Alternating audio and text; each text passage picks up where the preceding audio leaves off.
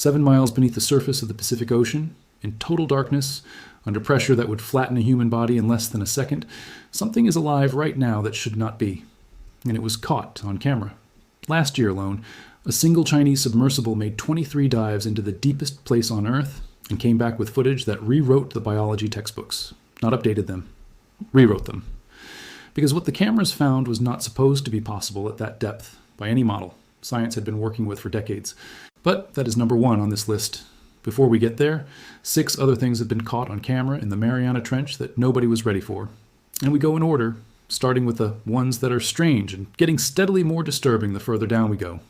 Because the trench rewards patience. The deeper you go, the less the normal rules apply. First, let's establish what we are dealing with. The Mariana Trench is the deepest place on Earth. It sits in the western Pacific Ocean, east of the Mariana Islands, and at its deepest point, a section called Challenger Deep, it reaches nearly 36,000 feet below the surface. That is deeper than Mount Everest is tall.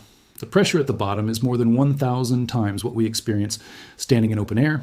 The temperature hovers just above freezing. No sunlight has ever touched the seafloor there.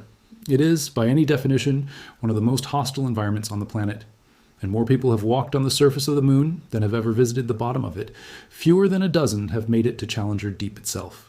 Every time someone points a camera into that darkness, something comes back that nobody was fully prepared for. Here are 7 of those things. Number 7. The ghost octopus nobody had a name for. In 2016, NOAA's Okeanos Explorer was running a routine dive near Necker Island, close to the Mariana region. Its remotely operated vehicle drifted past something that made the researchers watching the live feed go quiet. A pale, completely translucent octopus sitting motionless on a rock nearly 14,000 feet down. It had no pigment cells at all. It looked like something had drained every drop of color out of a normal octopus and left the outline behind. Researchers watching the feed nicknamed it Casper immediately after the cartoon ghost. To this day, it still has no official scientific name. It doesn't match any known species cleanly enough to be cataloged. But the discovery itself is not what makes this one worth including. It's the behavior. The researchers who studied the footage believe Casper was not just sitting on that rock at random. Octopuses of this type lay their eggs on the stalks of dead sponges and then guard them. In crushing cold and darkness, at a depth most submarines cannot reach, an animal nobody had ever documented was doing something almost achingly ordinary. Being a parent. Watching over eggs in the dark, waiting for them to hatch, in a place no human eye had ever seen before. Sometimes the strangest encounters in the trench aren't monstrous. They're just deeply, quietly unfamiliar. Number 6. The headless chicken monster. It is bright purple. It is roughly 10 inches long. It moves through the water in a slow, fluttering swim that looks more like flying than swimming. Its real name, which scientists gave it before anyone got a good look at it alive, is Anypniastes eximia. Its nickname, given the moment footage of it moving through pitch darkness surfaced from a trench expedition, is the headless chicken monster. And once you see it move, the nickname makes complete sense. The trailing membranes at its back end billow and pulse like something from a fever dream. It is actually a sea cucumber. Not dangerous, not aggressive, not even particularly rare in the broader context of deep sea life, but footage of it drifting through total darkness, illuminated only by an ROV's lights, unsettled people the moment it went public. And it is worth understanding why. It is not the animal itself that disturbs. It is what the animal represents. Our brains have categories for things.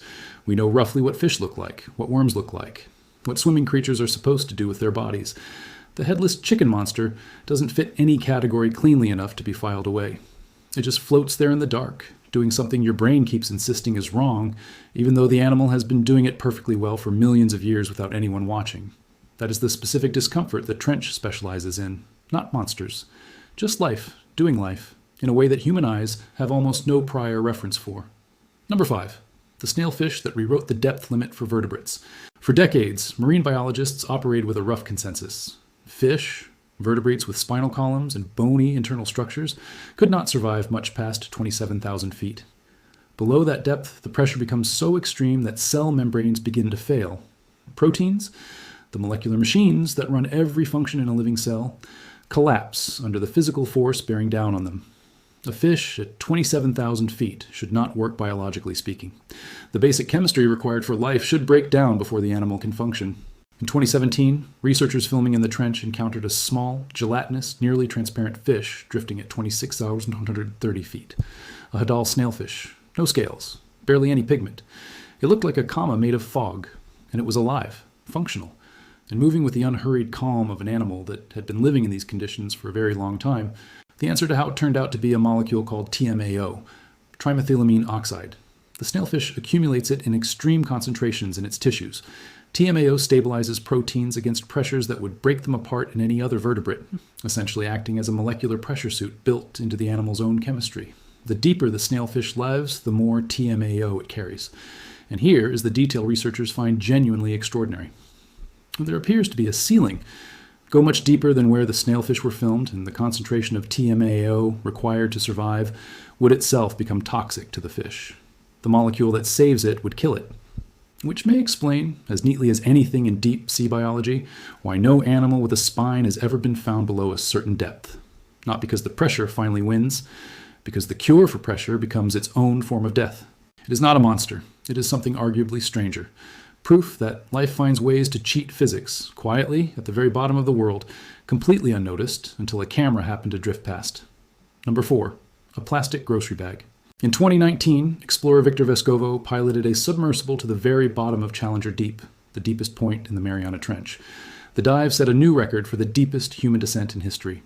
He was there to document extreme life, to push the edge of what exploration looked like, to bring back footage and data from the least visited point on the entire planet.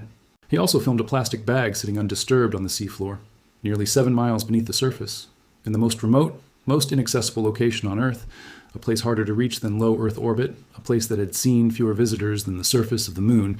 There was a piece of household trash sitting quietly in the dark, completely at home. This is not a creature story. There is no biology to explain, no evolutionary wonder to describe, but it is on this list because of what it means, and because scientists who work in the deep sea consistently identify it as the most disturbing thing ever retrieved from that environment. Not the snailfish, not the ghost octopus, the bag. Because everything else on this list raises questions we cannot yet answer. The bag answers a question we were hoping the answer to was different. Human waste has reached the single most remote point on the planet before marine biology had fully cataloged what was already living there. Before most researchers had managed to see the bottom at all, the thing that defines the bottom is now partly the garbage that found its way there from the surface. From us? Number 3, the sound nobody could identify. In 2016, hydrophones, underwater microphones sensitive enough to detect whale calls from hundreds of miles away, were deployed in the Mariana Trench region as part of ongoing monitoring operations. Researchers reviewing the recordings encountered something that stopped them. A strange, metallic, almost mechanical sound repeating at regular intervals, low frequency, structured, consistent. It didn't match seismic activity, it didn't match ship traffic. Its acoustic pattern resembled something biological. It had the internal structure of an animal call. But nothing in the existing whale or marine mammal catalog matched it cleanly. Researchers who analyzed the recording could not eliminate the possibility that it was produced by a living creature. They could not confirm it either. The leading theory, which remains unproven, is that it may be the call of a previously undocumented baleen whale species, one that uses a section of the trench so deep and so remote that almost nothing passing through it gets picked up on any instrument deployed anywhere near it. A species large enough to produce a low-frequency call of that intensity, moving through water deep enough that it has simply never been in the right place at the right time for a recorder that could be linked to a known animal. The recording was cataloged. It has never been definitively explained. The sound is on file somewhere right now, labeled as unexplained, in a part of the ocean where verifying anything requires putting a $50 million submersible in the water and hoping whatever made it happens to be there when you arrive. Number 2. The fish that Jack Pickard saw and may not have seen.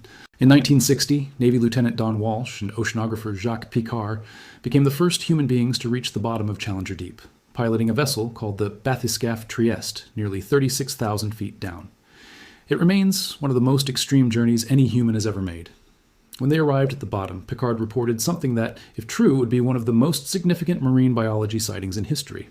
A flatfish, something resembling a sole, roughly a foot long, resting on the seafloor before swimming away into the darkness. For years, this was treated as one of the most remarkable moments of the dive. A fish on the deepest floor of the ocean. Then marine biologists began looking more carefully at what Piccard described. At that depth, the pressure is so extreme that a true bony fish, the kind with the calcified bone structure Piccard's description implied, almost certainly cannot survive. The biology doesn't work. The snailfish that hold the current depth records survive by having gelatinous, largely uncalcified bodies and specialized molecular chemistry that most fish simply don't have. A conventional flatfish at 36,000 feet would not make biological sense. Some researchers now believe what Picard and Walsh actually saw was a sea cucumber disturbed by the submersible's arrival, or sediment billowing up from the seafloor, catching the craft's lights in a way that created a moving shape in the darkness, or simply an optical illusion produced by exhaustion and the disorienting near-total darkness after a multi-hour descent into pressure conditions no human had ever experienced. And the reason it belongs near the top of this list is precisely that combination. The most credentialed, most experienced people to ever visit that environment gave an account that the science cannot confirm and cannot fully dismiss. Whatever they saw or didn't see is still down there, or it isn't, and there's no way to know. Number 1, the discovery that came back last year, and it should not have been there. This is the one that actually rewrote the books, not updated them, rewrote them. In 2025, a Chinese submersible discovered thousands of worms and mollusks nearly 10 kilometers below sea level in the Mariana Trench, the deepest colony of creatures ever observed. The discovery suggests there could be far more life thriving in the hostile conditions at the bottom of our planet's oceans than previously thought. Let that sink in for a moment. Not a few organisms, thousands, a colony, a community, an ecosystem functioning at nearly 6 miles below the surface in complete darkness under pressure that crushes steel. The submersible Fendoge dove into the Mariana Trench 23 times, and researchers found colonies of thousands of marine tube worms and bivalves at depths ranging from 8,200 to 31,000 feet deep. The deepest of these communities, the one that broke every previous record, was found at 9,533 meters, more than 31,000 feet below the surface. Almost all life on Earth is supported by light from the sun. However, in the total darkness at the bottom of the world, these creatures live off chemicals such as methane seeping through cracks in the seafloor, a process called chemosynthesis. This is the key. These animals are not depending on anything that comes from above. No sunlight. No dead organic matter drifting down from the surface, which is what scientists had long assumed sustained whatever life existed at Hadal depths. These creatures have an entirely independent energy source. Methane and hydrogen sulfide leak through cracks in the seafloor, remnants of geological processes happening in the crust below, and bacteria convert those chemicals into organic matter through chemosynthesis. The tube worms and clams live in partnership with those bacteria, feeding off the chemistry of the Earth itself. What is different here is the setting. Cold seeps, places where methane and hydrogen sulfide leak from sediments, had been known in shallower waters. But finding them operating at Hadal depths below 9,000 meters in communities of this size was something the models had not predicted. The study, published in Nature in July 2025, was led by researchers from China and included scientists from institutions across the world. And the conclusion that came with the data was not delivered cautiously. The researchers said the discovery suggests such chemosynthesis-based communities might be more widespread than previously anticipated. What makes our discovery groundbreaking is not just its greater depth, it's the astonishing abundance and diversity of chemosynthetic life we observed, said study co-author Mengren Du, a marine geochemist with the Chinese Academy of Sciences. 89.4% of microbial species identified in recent Mariana Trench research had never been reported before. Hadal environments remain among the least explored ecosystems on Earth. Stop and sit with what that percentage means. Of all the microbial life found in the deepest place on Earth, organisms that have been living there, evolving there, running their own biochemistry in complete isolation from the surface world, nearly 90% had never been seen before. Not rare, not unusual, never seen, not in any sample, any catalog, any study ever conducted anywhere. We do not have a remotely complete picture of what lives in that trench. We have glances, we have brief illuminated moments in total darkness, we have footage from a handful of cameras that were in the right place for a few hours before pressure and battery limits forced them back to the surface. Read that number again. Not 1%, not a fraction of 1%. 0.001%. The fraction of the deep seafloor that human instruments have actually observed in all the history of ocean exploration is so small it barely registers as a measurement. Every single expedition into the trench comes back with something that forces researchers to update what they thought they knew, a molecule that defeats pressure, a colony of thousands at a depth that was supposed to be too extreme for animal communities, a sound that no known species makes, an octopus so far outside the catalog it still has no scientific name, a plastic bag that got there before most scientists did, and one account from two credentialed men who spent a few minutes at the deepest point on Earth and saw something on the floor that may or may not have been possible. 6 of these 7 things have real explanations, or at least real leading theories. Footage, biochemistry, published studies, researchers who have spent careers in this field confirming what the cameras captured. That is not a disappointment, it is the opposite. It means the trench keeps producing things stranger than fiction, and science keeps catching up, one dive at a time. But the seventh one, the sound from 2016, sits in a catalog file right now, labeled unexplained, in a part of the ocean so remote and so rarely visited that resolving it would require a dedicated expedition, perfect timing, and an extraordinary amount of luck. And, underneath all seven, there is the larger truth that this whole list is actually pointing at. We have mapped more of the surface of Mars than we have of our own seafloor. The most significant animal community discovery of 2025, published in Nature, written up in every major science outlet, happened less than 6 miles below the surface of a planet we have been exploring for centuries. It was hidden in plain sight, if plain sight means the least accessible environment on Earth. Whatever made that unidentified sound is still down there right now, in the deepest, coldest, most pressurized water on the planet, completely unaware that anyone recorded it. The tube worm colonies, found last year, stretched for 2,500 kilometers across the trench floor in conditions that were supposed to be too extreme for complex animal communities. The ghost octopus with no name is probably still guarding nests on sponge stalks in the dark, doing the same thing it has done since before humans existed.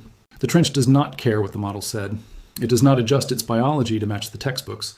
It simply keeps running whatever it has been running for millions of years, in darkness, under pressure, with almost no interference from the surface world above it.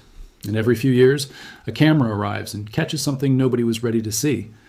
The list did not get shorter after last year's discoveries. It got longer.